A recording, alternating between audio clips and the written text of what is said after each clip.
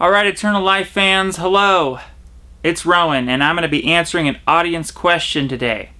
This question is by Dark Spawn. I'm on a high vegetable, low meat diet. I eat a lot of fruit and vegetables along with chicken, white meat, and fish. But since your last lecture, I am now moderating my vegetable intake. By the way, I also eat grains such as white rice and beans such as refried and black, and pasta such as spaghetti, fettuccine and capellini. Should I stop eating them?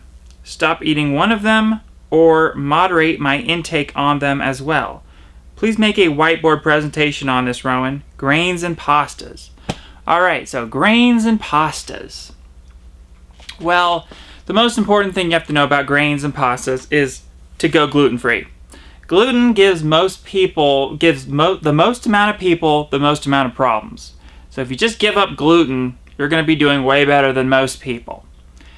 The second thing I would say here is those pastas are often fortified, okay? So you get a pasta, but it's fortified with, it's enriched, okay? And a lot of times they'll add iron. So check to see if your pastas are enriched. That would be a no-no. You don't want to be getting iron-enriched pastas because iron is very toxic, especially for men.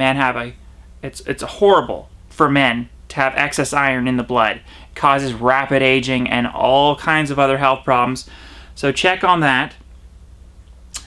As far as the chicken, so this you can kind of take this with a grain of salt, but the reason I don't eat chicken is because I don't want to incorporate any animal DNA, such as land animal DNA, into my body. Okay, so this is totally like a theory of mine, but I think that people who eat chickens, for instance, they might be more likely to, their bodies might be more susceptible to getting a chicken virus. Okay, so if there's ever like another bird flu, you wouldn't want to be one of these people that has bird DNA in their body.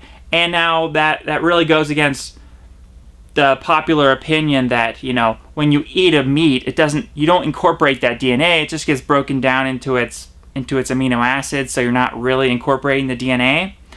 But there might be a mechanism, some unknown thing, some unknown factor, where if you eat a meat that you actually do incorporate some of those animal genetics into yourself. So I just stick with fish personally. If you want to eat chicken, you know, you can do that, but make sure you're getting the organic chicken, grass, free range, okay? So with animal products and meat especially, you gotta go for quality. Don't be eating like factory farm chicken, okay? That's really not good. It's the same with any meat, okay? So, and by the way, the reason I don't eat chicken is the same reason I don't eat beef. I don't want to have beef genetics in my body. Now, I do eat fish, so you could say, well, aren't you getting fish genetics in your body? What about the fish virus that might come? Well, that's the thing.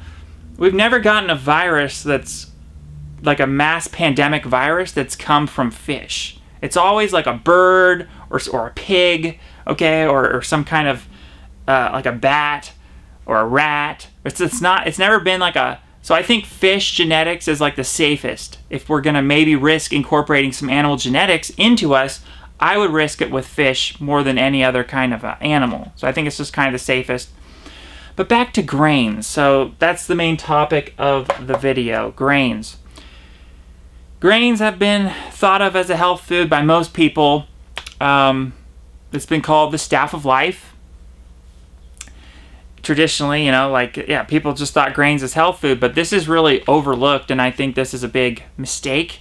Even like if you look at the food pyramid, at the bottom of the food pyramid, it's like grains. So it's like a conspiracy, I think, to kill people, because I don't think grains should be a big part of the diet. If you're going to eat them, keep them to a minimum. Small amount of grains. And I'm talking even gluten-free grains. If you're going to eat grains, definitely go for the gluten-free variety, such as like quinoa, buckwheat, oats. Much safer than the gluten. Oats, interestingly enough, oats have actually been eaten by a lot of centenarians. So, grains might have their benefits, especially oats. Oats, they have a lot of, they have some long chain polysaccharides, beta glucans, that can actually feed your immune system. So I generally get these beta glucans from mushrooms, but if you're not eating mushrooms in your diet, it might be better to eat some oats rather than be deficient in these beta glucans. So oats is probably high up there on the list of beneficial grains if you're going to eat grains. My personal grain of choice is corn. I just feel kind of almost intuitively, it's like a gut instinct that corn really works well for me. Plus it just does. Like, I've tried it, I've tested it out. Corn seems to really work well for me. And I just like the idea of, like, it's associated with the Native Americans, and it just feels like a pretty safe grain. It's gluten-free. But now they're destroying corn, okay? We have the gluten of the GMO corn. So you always have the government destroying everything. So they're destroying, Monsanto, okay, but the government's kind of allowing them to do it. So really avoid anything GMO. That's an important thing. With grains, if you eat too much grains, you're eating too much carbohydrates. Grains are made of carbohydrates, and with too much carbohydrates, you run the risk of eventually getting type 3 diabetes, diabetes of the brain. So too much carbs, okay, can create an insulin resistance in your brain. So your brain doesn't even know how to use carbs as a fuel anymore. And the latest science is finding that this type 3 diabetes caused by too much grain consumption is a huge contributing factor to the rise of Alzheimer's disease. So you got to watch out for that. Grains need to be kept to a minimum, even if they're healthy grains. So I advocate for a more ketogenic diet. Grains can be very problematic, and they also have a lot of if you have gut sensitivities, like if you can't digest the grains, especially, you gotta be careful which grains you can digest, because a lot of people are very sensitive to the lectins in grains. The anti-nutrients is another factor. Phytic acid, very, very big thing in grains is phytic acid. It's in nuts and seeds as well, but especially in grains. Especially the bran of the grain, okay? The hulls of the grains are high in this phytic acid. Which is why if you are going to eat something like wheat or something, which I definitely don't recommend it, but let's say you were going to eat wheat. It'd be better to eat a refined wheat where they remove the hulls, because those hulls, the bran of the wheat is actually most problematic in terms of digestive health. People really have issues with these anti-nutrients because that's where the phytic acid is, okay? That's where a lot of the other anti-nutrients is. Now, phytic acid, it binds to minerals. So it can actually bind to iron, it can bind to magnesium. Now, it would be good if it's binding to iron. We don't want iron. So that's actually another benefit of grains. If you're actually getting the phytic acid and it's binding to iron, but there's much safer, better ways to remove iron from your body without having to expose yourself to the dangers of grains. So, the phytic acid can also bind to zinc. That's a big problem. So, people eating all these grains, they might run into a zinc deficiency, magnesium deficiency. This is not good. So, if I were to eat gluten, back to my point, if I were to actually eat wheat, I'd want it to be like a sourdough bread, because then you remove the hulls of the wheat, you remove the bran, that's the most problematic part of the wheat. Then you still got the wheat proteins to contend with, the gluten protein that's causing so many problems, but at least you get rid of the phytic acid. And then when you ferment it, it makes it much easier to digest. So, but just don't go there. You don't need to go there. There's so many gluten-free grains you can do. What else? Let me look at my notes. Speaking of phytic acid, I mentioned oats. My friend Becky, she says that oats, I was talking to her about oats. she says that oats are actually one of the highest sources of phytic acid. So you even need to watch out for oats. They have their benefits, but even oats are problematic for that reason. So if you're going to be doing oats, I would recommend soaking your oats and then get rid of that soak water. That's going to get rid of a lot of the phytic acid. Cook them very well. Don't be eating raw grains. That's the worst. Okay, and actually in the raw food movement, some of these raw fooders are so extreme with their raw foodism, they'll actually eat raw grains. It's crazy. So, a lot of people they can eliminate the anti-nutrients even more if they pressure cook the grains or the legumes, same thing.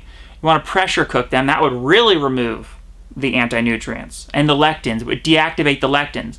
Some people who are really sensitive, so they have gut issues, they have GI distress, maybe they have a Crohn's disease, inflammatory bowel disease, ulcerative colitis.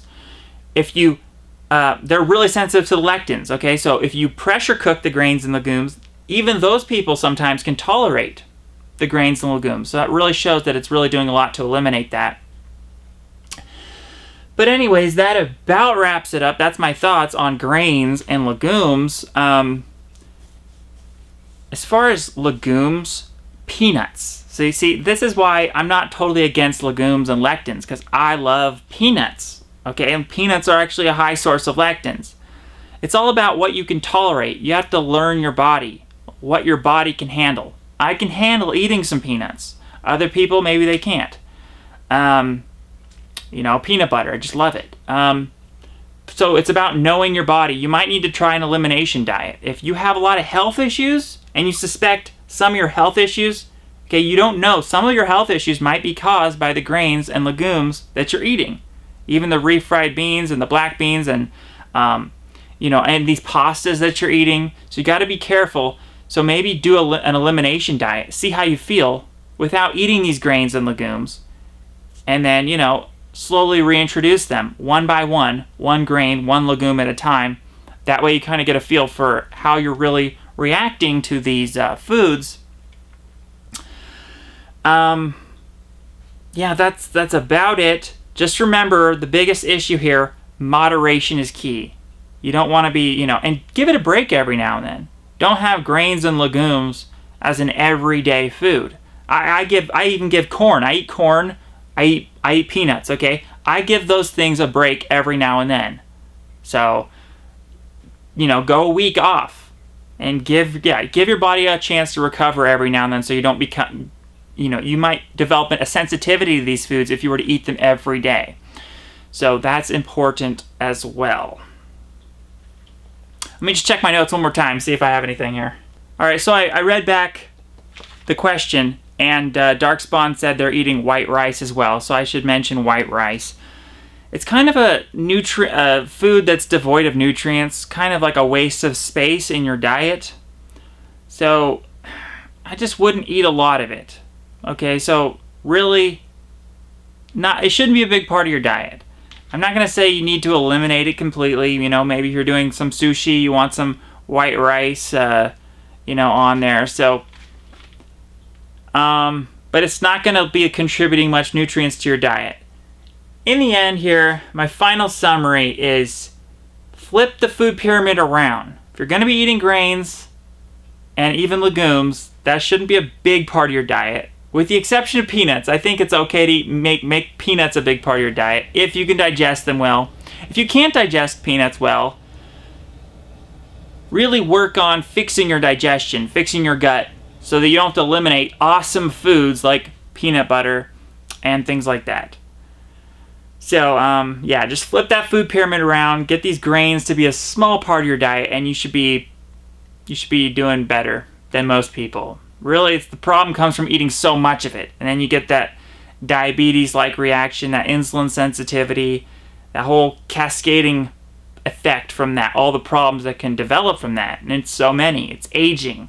The grains, I think, are an aging food. They will contribute to your advanced aging, okay? They have it'll actually make your body create more advanced glycogen end products, having all that glucose in your blood from the breakdown of those grains. So, All right, one last thing. If you're not convinced to give up gluten, not everyone is, okay? Some people think this is just a fad thing. No, I think everyone should give up gluten, whether you have celiac disease or not. I don't think gluten's good for anyone.